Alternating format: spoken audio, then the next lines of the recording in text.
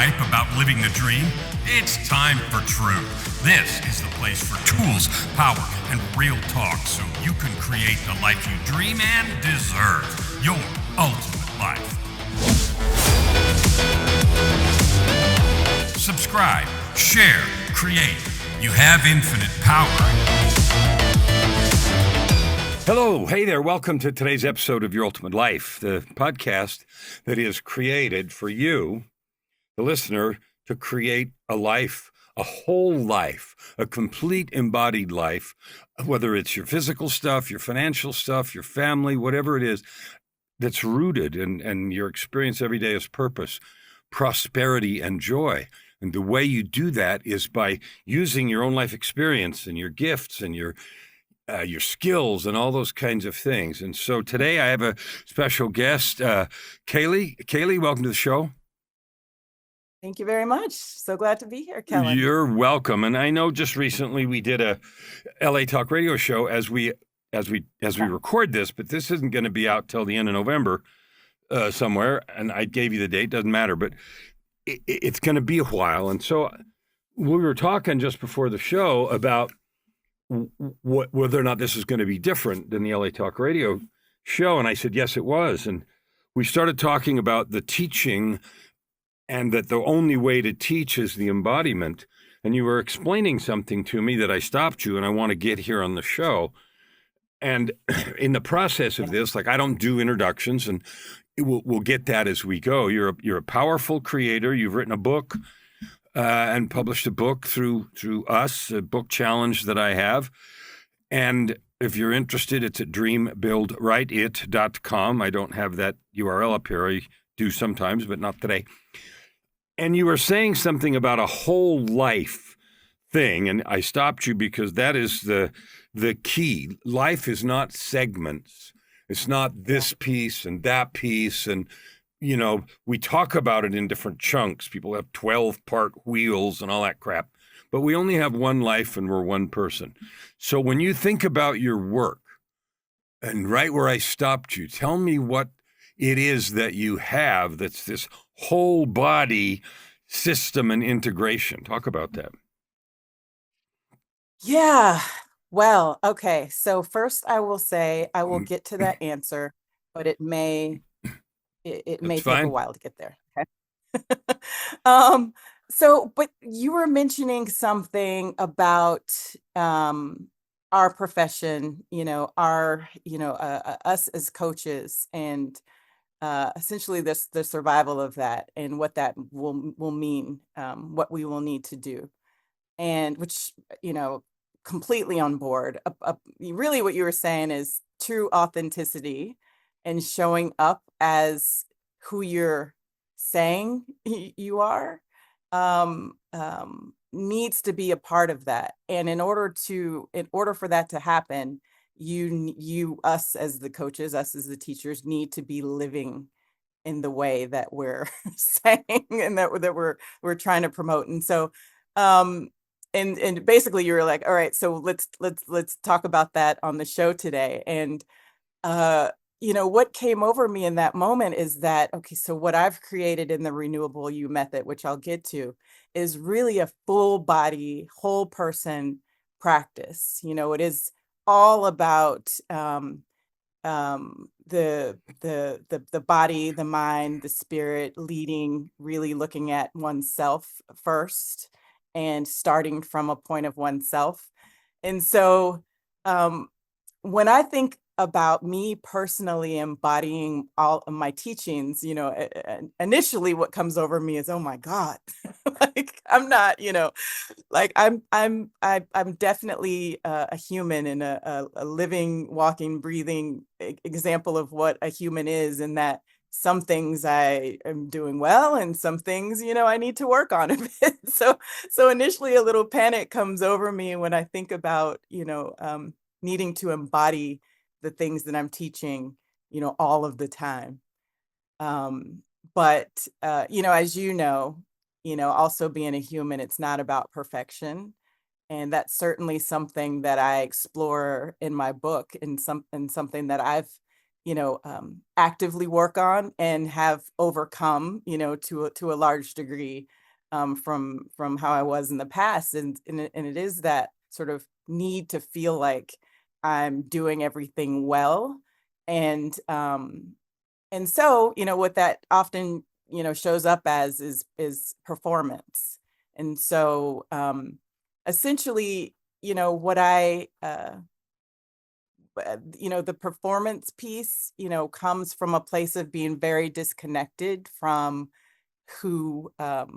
from who I am, and who I would, So it like sounds to like you're embody. telling me, yeah, I know I'm interrupting you, but it sounds like you're trying to make the distinction between being perfect and having it all together and being real and authentically in Yeah. progress.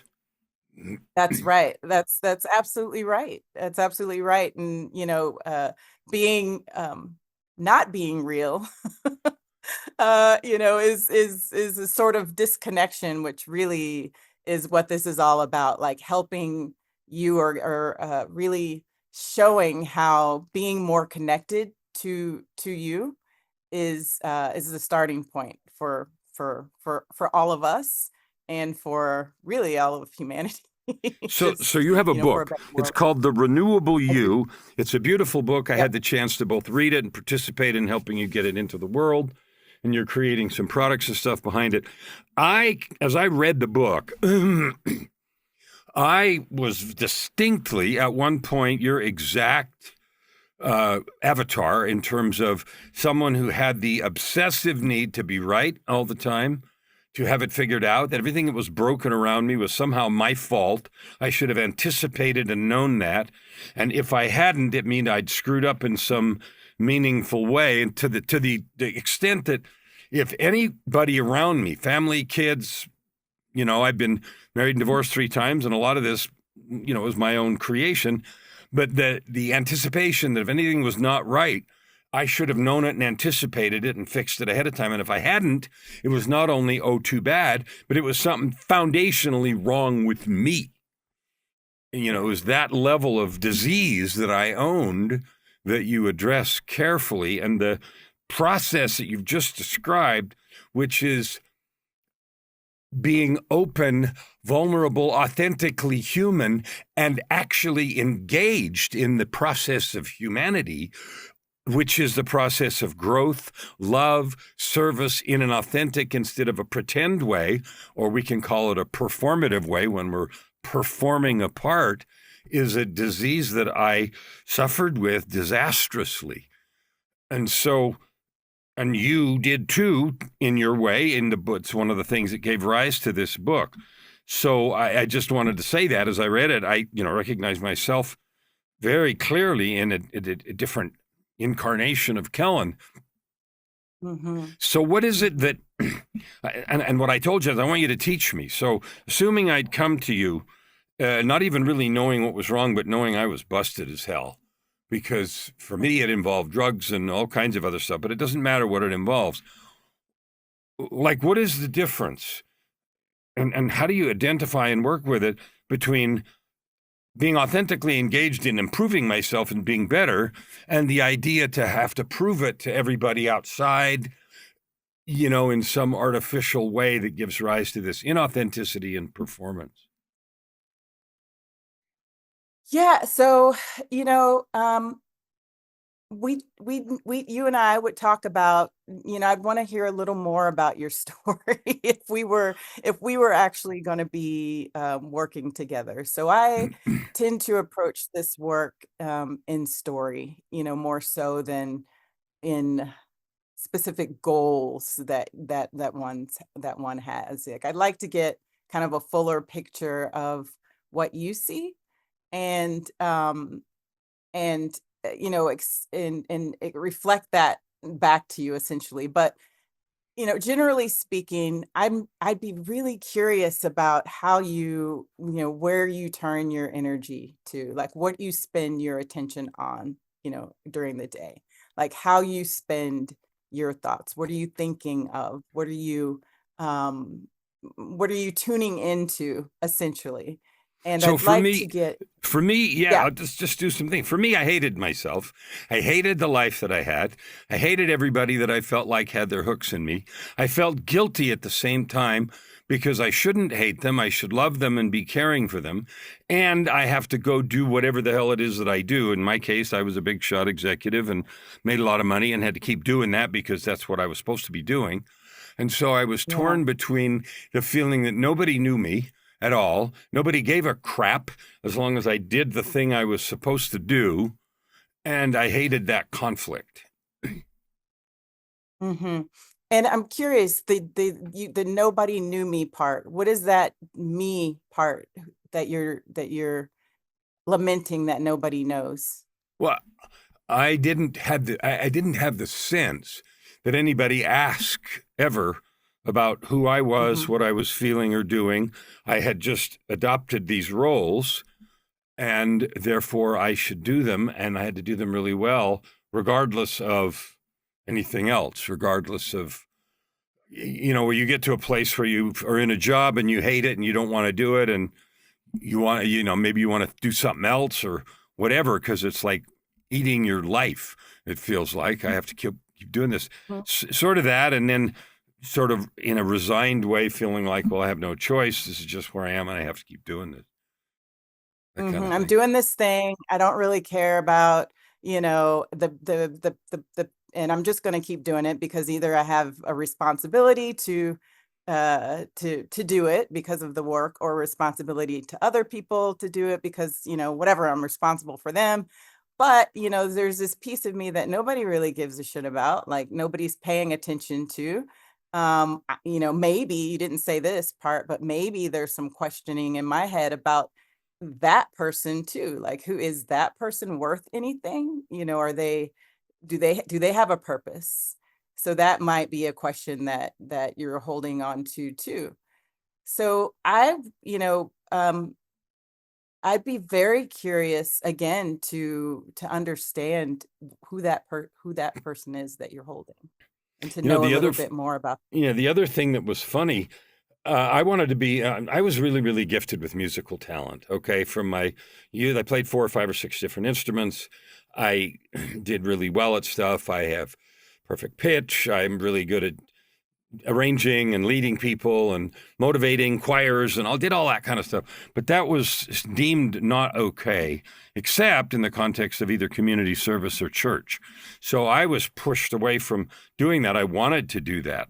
I wanted to make records and make music, and I wanted to be that, and that was considered evil. So that person was, well, that great, fabulous talent, which is like extraordinary. It's okay as long as you're only doing this with it. But if you tried to be professional or turn it to have it be your life, it's not okay in the context of my upbringing, because musicians are all when bad. when when did you enjoy that work? Like, when was this, in high school, or Yeah. when All the way through, I was about 21. I really wanted to do that, but the indoctrination from my upbringing and everything else was that was a good talent to use for service and church and community and stuff, but you got to have a regular thing because musicians travel, they're all drunk, they cheat on their spouses, there's too much bad stuff in that world. And principally my mom, I don't want that for you or for your life, and you'll thank me later, that kind of thing, right? And so hmm the ultimate choice that I made at about, I had the conflict. I opened a recording studio for many years in Phoenix, and finally I closed that down because it got big enough that I had to really make a choice. I was working 2 full-time gigs, and I had to either put the life into the music or pursue the corporate. And because both my wife at the time and my mom hated that idea, and I had no one to turn to, I chose to shut that down. And eventually it yeah. destroyed me. So the conflict that you're describing was a very real, visceral thing for me in those years. And I don't want to hijack this to be all about Kellan, but I want to use that as a Oh. context for, you can do whatever you want, but I wanted you to teach us the principles that you learned from your experience. And so I'm happy to answer questions and use whatever will be valuable for the listeners, or you can talk as much about your own experience as you need to. My goal is to have the listeners understand that what you teach is grounded in truth, it's grounded in real world experience, and it produces real results that give a Mm-hmm. person peace, control over their own lives, and their ability to pursue a balanced and fulfilling life. Mm-hmm. Yeah, I will try. The challenge that I'm experiencing is now I'm super interested in working with, not working with you like as a client or anything like that, but like having a genuine session in a way, more so than I mean it's yeah, I guess I'm trying to separate how to walk through my pillars in theory with a person that's not actually getting Well, then walk coached. through them in real life.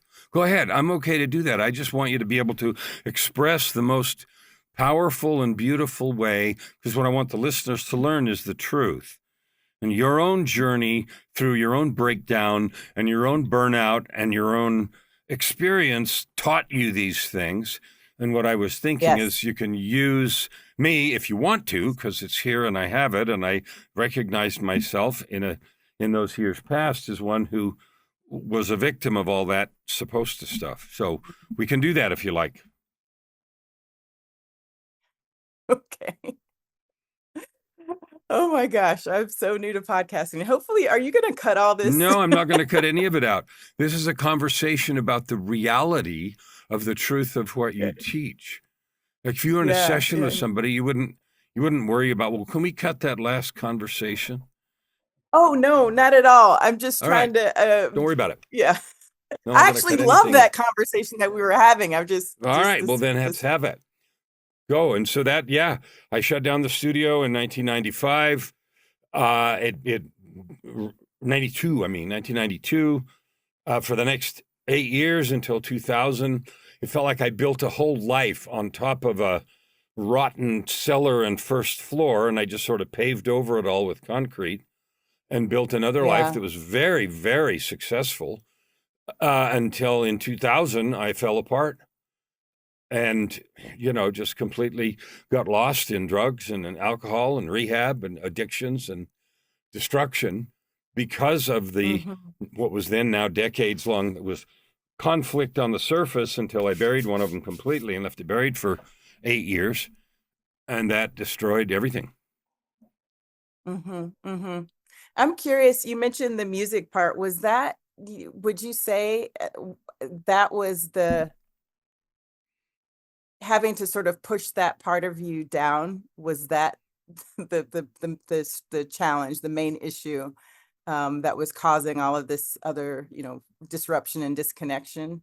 It felt like it to me, but it was in the context of Yeah. you have a family, you're married, you have kids, your first obligation is to them. So whatever the hell it is you want and want to be and want to think and want to do doesn't matter.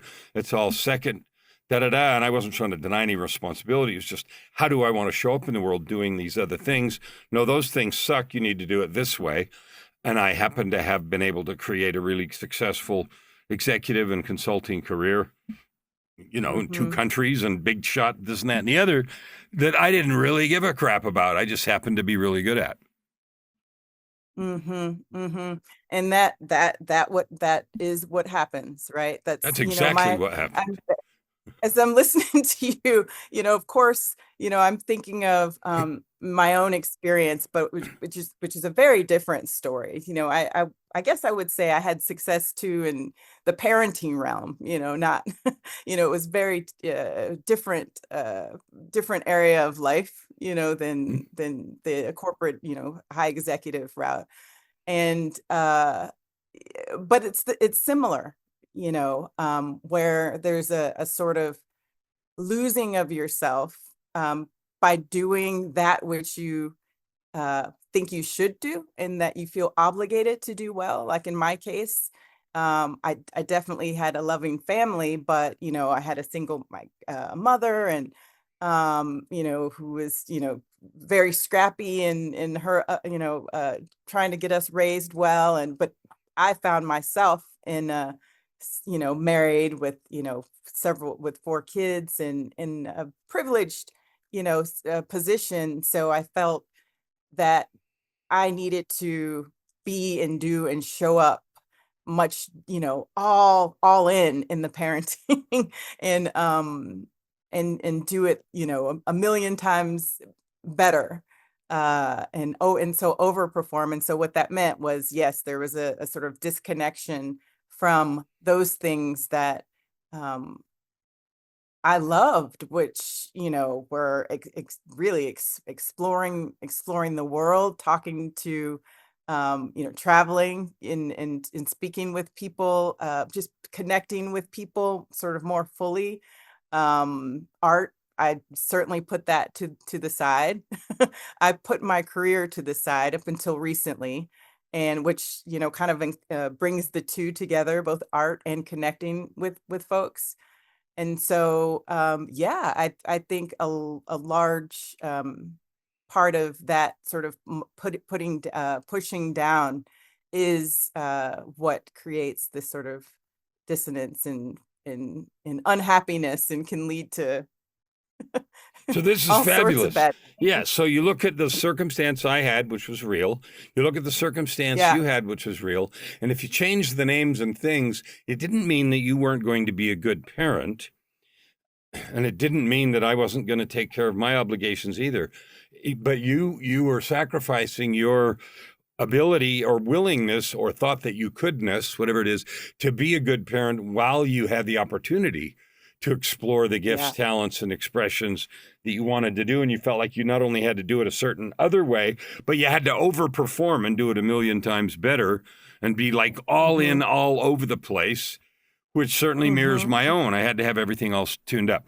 So the cause of the crash, meaning the lack of your or my ability to continue in a role that feels ill fit, like I'm wearing this suit that chafes and it just doesn't fit anymore. And pretty soon the blisters get too big and the Yeah. discomfort gets so gross and painful that something explodes. And mine exploded a certain way, and so did yours. And now we get to the Yeah. core of what you want to teach us all, which is A, you don't have to do that. It's not either or, and there is a renewable and sustainable way to live. Absolutely. And well, I was going to say it starts with, what I was speaking of earlier, and is that's paying attention to where your attention flows, right? Mm-hmm. But really, there's a start before that. There's a catalyst before that. In some instances, it's, like in my case, losing a job where you're kind of thrust into, okay, I need to figure this out. Or, I really want to figure this out. Or, it's a spark that you're just tired. That's why I do speak with, uh, especially lately, women who are just tired of existing and not really considering what they want, and they know, and that's the other piece. It's not, it's not a sort of reinvention and a way of rediscovering this person who suddenly appears out of nowhere and is going to change your life, but really it becomes an uncovering or an unmasking of that which, really gave me life before. And it starts with paying attention to the things that pay attention that you've been, putting your attention to. Sometimes, what comes out of that is, yeah, I spent a lot of time um solving problems for, my partner, solving problems for, the company that I'm working with. And then I come home and I know that I'm supposed to um, not just sit down and watch TV or, and veg out. I know I'm supposed to be doing other things, but I just don't have the energy to do that. I don't have the, well, usually what's said is I don't have the time to do it. And so then that, takes us into, a different exploration, which is, okay, let's talk about time, and let's talk about, how that's being, how you're using that, how you're spending spending it really. So it seems like Um, what you've described is two instances of not like you had a job where you were doing really well and you were doing what you were supposed to do there. You didn't say, but I didn't get the sense that the job that you had was hitting all the cylinders of who you really wanted to be, but you were doing it mm, because you were supposed to, which means make money and do something. And then you came home and had more things you were supposed to do, and you found yourself tired, exhausted, or out of energy, out of ideas, out of creativity. And so I don't know, to correct me if this is wrong, but there were two baskets of supposed to, and neither one of them seemed like they were landing in the sweet spot. Yeah, I mean, in that example, I was referring to not to myself, but yeah, I definitely had that experience. I think for me, when I came home, it was less about sitting in front of Netflix, because I don't even know when, people have the time to watch it. But I also Right, have 4 children, so right, of when I come course. home, it's not that. It's job number two, which is managing the house. But yeah, that certainly comes into play, having to put yourself on the back burner. Yeah. So tell me what you do first. You said the first thing you do is become aware of, be willing to take an inventory of where your time, attention, and love is focused today. So if I That's right. look at the That's last week or two, like where are all my hours going? How many of them mm-hmm, are hours of real dedication or hours of obligation? Like where mm-hmm. am I giving my life to? That's right. And so what I call it is an energy audit. So we would work through that to kind of, have a better picture of your time and energy, which are different things, right? So Hmm. sometimes we may say, I'm going to do just these two things today, and that should be fine. Like, it's just two things, right? But those two things can require such large energy. They're large energy pools that we don't even realize how much they are. Or it could be even small. Like, for example, um, yeah, a lot of parents can attest to being sort of the Uber driver of their family, Hmm. and so when you're just needing to drive up the street, 5-10 minutes away to pick up your kid to take them somewhere, that's not just minutes used. I mean, that's also energy expended, taken away from the work that you were doing, or whatever it was you were doing or you want to do, that we don't really account for when we're thinking of, how our energy is flowing through the day. So how much, so yes, so that's absolutely something. So reclaiming that time and energy.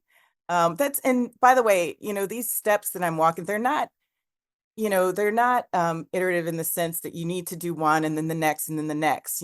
Quite often, once, I talk to someone, it could be that we start from not from the top, Hmm. not from reclaim, but Is there a uh, place? Is there a for place in here for like? This is a perfect example because we've had here in our home a refugee family for 3.5 years, a Ukrainian mother and Mhm, daughter, and they've just moved out about a month ago. And mhm, and that was always the plan eventually for her to get her place and everything else. But one of the things that ended up happening was lots of chauffeuring because mom was at work, and so we were sort of the daycare after school and all that kind of stuff. And the time that it takes is one thing, but if the energy you have in doing a thing, running an errand, chauffeuring or something, isn't like all mhm. in, but is full of, ah, I got this thing, it's going to take a half an hour, and full of that kind of energy, then it feels to me like it's draining twice. Once because you got to take the time, and two because you have this idea this isn't what I wanted to be doing anyway. Yeah, I love that, Kellen. So you're getting more into, integration and like how different aspects of doing or being human, it could how they interplay All right, well, give me the with one framework. another. Give our audience the Yeah. framework. You have 4 or 5 steps Okay. that are the pillars, and you said you Yes. don't have to start at the top, but you do have them in a certain order, Mhm. so that's okay. So Yes. tell me what they are. Yes. Certain order, because we love a good acronym, right? So this is, first of all, it's the Renewable You method, and the acronym for it is REAL-er. So real with R. And the first step is what we went through, what we discussed already, which is, reclaim. And so that's paying attention to your attention and your energy, where your energy is flowing.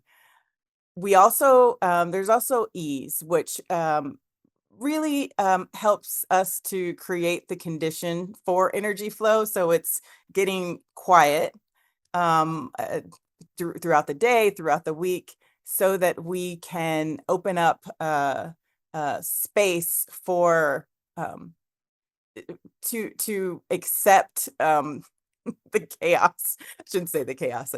But so we can better adjust to life and what life sort of throws at us, So right? what does I the like E to stand for?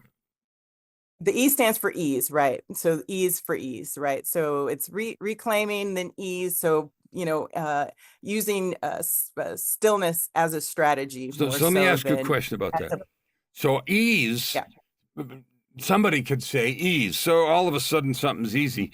What it feels like you're saying to me, and I think it's way more powerful, is I take an energy audit, I reclaim, I figure out where all my energy and attention, my time and attention are Yeah. going. And the ease would seem to me, the way you've described it, to be I give myself permission to explore without drama or judgment in that space of stillness, whether I like where it all is going,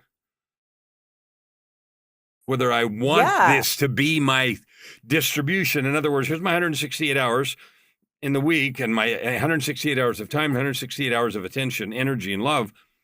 And I'm going to be still and be quiet, but also okay with a truthful conversation, an easy conversation about whether or not, when I look at it, this is really what I meant. Is that true, Yeah, or am I that's the way off the mark there? no, I think it's true in the big picture, sort of, eagle eye view of what you're trying to do. Yeah. Absolutely.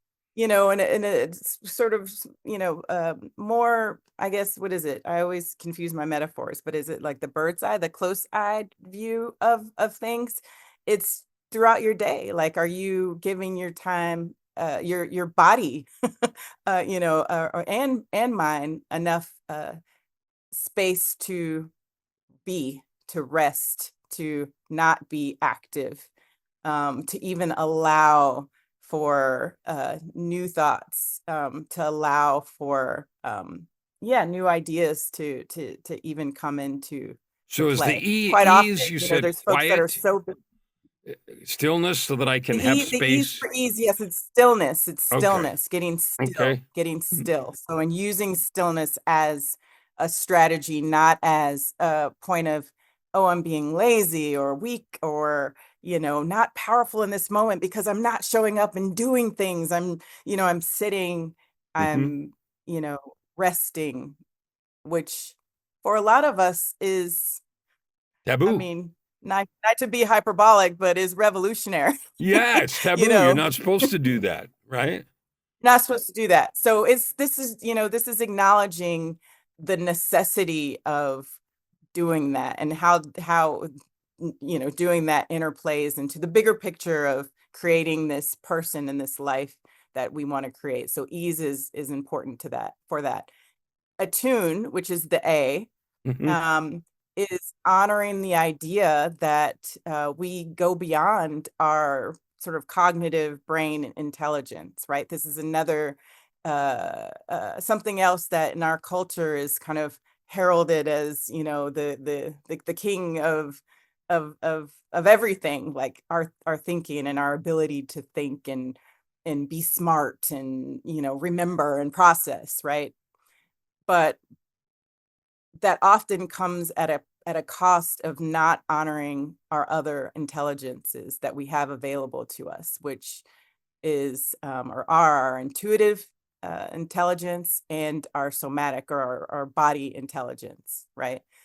So if we allow ourselves to learn how to one accept that and this isn't me telling you that these exist, this is like scientifically these other Mhm. types of intelligence exist, but if we allow ourselves to accept and embrace that, and then to begin to sort of tap into those intelligences, ourselves, then we can better process problems, if you want to process problems all the time, but we can also, just better understand what we're feeling so that we can use that as a legitimate guide to, Well, that makes sense that it would our come deep. after E because I can't tune in or attune myself to somatic or spiritual or other intelligence, which we all know exists. Like, you don't, I mean, anybody here that is going to go look for a bunch of scientific evidence for that is you're welcome to do that. But you know intuitively that there are things outside of your own ability and that the body keeps the score, which is the name of a good book, by the way. So you have a reclaim, you have allow yourself to create a space or ease, stillness and quiet. And the outcome of that Mhm. is you now have space to attune to these other pieces of input and wisdom that might serve you. That's right. And that takes us to leading from a place of alignment. We have then more information about where we're coming from, like who we are and where we're coming from, and to really lead. And it doesn't mean to like lead all of lead teams, although super helpful there, but lead in really just showing up as who I authentically feel myself to be. So what lead taps into is also getting clear about what's important to you, what you value, right? So this is the values piece where, where by this point you would have understood the things that you pay attention to, because right, we could say that we value a thing, and then where our attention goes tells us quite something else, Yeah, right? when people say if So something's important, I say, well, show me your calendar and show me your bank account, and I'll tell you what's important to you. exactly, exactly. So Assuming, of course, the and that calendars, you know. right. And I want to say that, Kellen, too, is, that doesn't come from a place of criticism. And it could, I know that that can be often be a source of shame for people, to feel like, oh God, I really want to say that I value this, but, I'm not really showing up that way. Well, it's not, you don't need to come at it from a point of shame, um, but or I should say, and there's a way to sort of realign the two so that you are showing up in Well, your authentic. This is what this is all about. yeah, any growth program can either be used as an indictment, in which case all we do is hate ourselves and fail, or it can be used as an opportunity for growth and improvement when we treat all the stuff as interesting data points from which to move instead of an indictment on our worth or character or something. Yes, absolutely, absolutely. Which perfectly takes us to reframe, which is the final pillar. And this is, I like to call it the like mama daddy pillar. This is, where we really talk about mindset, right? And being aware and responsible for those thoughts that come into our mind, and how we act on those thoughts or not act on those thoughts. This is this is really where we begin to shift actively from understanding ourselves as extracted vessels from a point of extraction to the possibility of renewal and regeneration. um We didn't really talk about Uh, that. We did on the other show, but here we didn't talk about. I love your title, The Renewable You, which is like thinking about renewable energy and versus extractive, where we dig holes in the world and make messes, and as opposed to having a renewable source. And you know, where you recapture or reclaim, you create a space, ease, and then are allowed to attune into the greater wisdom, and then a lot start with yourself, leadership, and from those places you're allowed to reframe. Not allowed, you have the power to reframe in a positive, growth oriented way.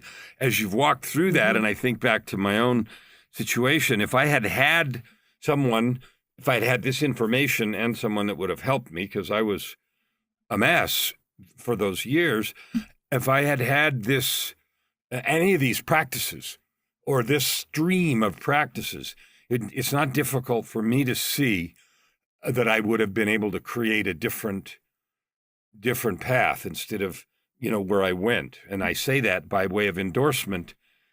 It's easy for me to see, as you've explained those, what I did do, what I didn't do, where I could have gone, and where I went instead.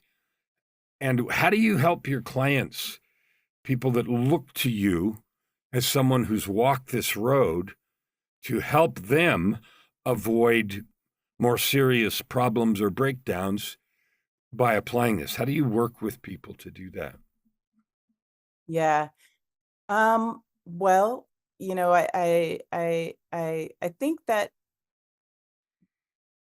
the the well, the first thing is just to become, aware that um, it can stop here, and we get clear on the vision that they do have. If they have, usually, as you were talking about your experience and having to give away or give up the sort of the musicianship of your experience. I mean, you have an idea of who you who would have been your best self, what you would have uh, loved, like who you wanted to be, what you wanted to do.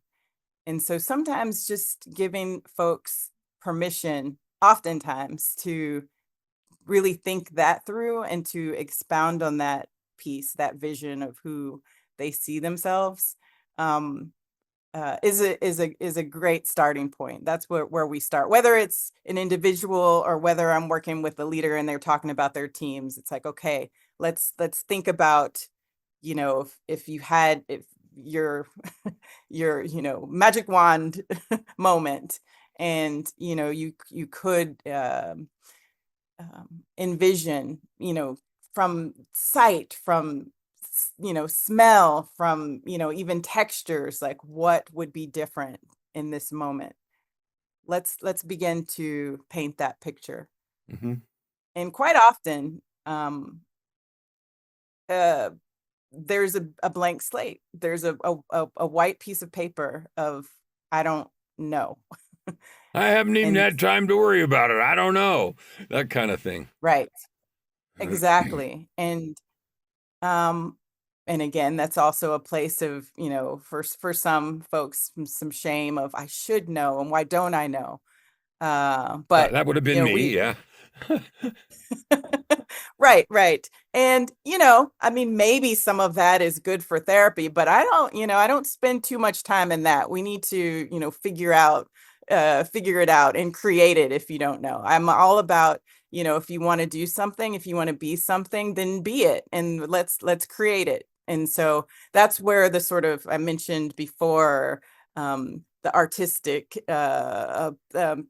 piece comes in to play, which we don't really think of our lives as being like this thing that we get to create. We think of it as something that sort of happens, but giving permission to allow this space, this to also be a space of play and creation, is often how I like to start too.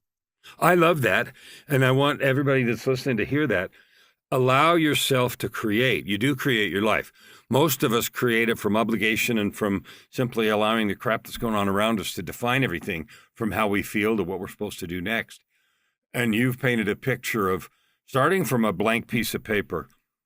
What would you draw? What would you put on there? Like, what are you drawn to? And I love the fact that you said, don't just sit there forever and worry about what should already be on the paper. There's nothing there. So start over. Start now. Start with that and go create.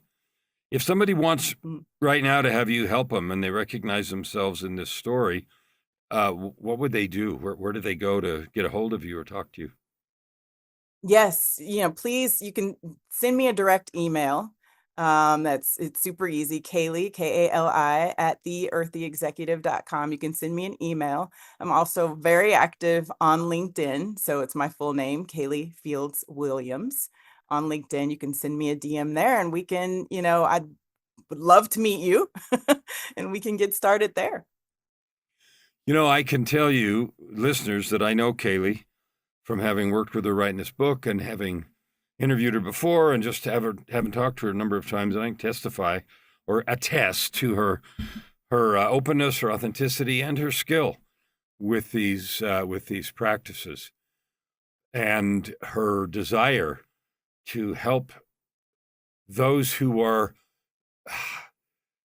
tired of one way and want to create a new way, or asking the question, is this really what life is supposed to feel like, after X number of years or whatever. So, Kali, I want to thank you for sharing your book, The Renewable You, your system, which is realer, and your heart with us here today. Thanks so much, Kellan. It's been fun, as always. Oh, good. So I really want you to do this. Like, I bring people here that have something for you. Different life experience, different personalities, different skill sets, and each person has something to offer that is battle-tested and real to help you to create your ultimate life. Never hold back and you'll never ask why. Open your heart and this time around. Right here, right now. Your opportunity for massive growth is right in front of you. Every episode gives you practical tips and practices that will change everything. If you want to know more, go to KellanFluckigerMedia.com. If you want more free tools, go here, YourUltimateLife.ca. Subscribe, share. Stand with your heart in the sky and your feet on the ground.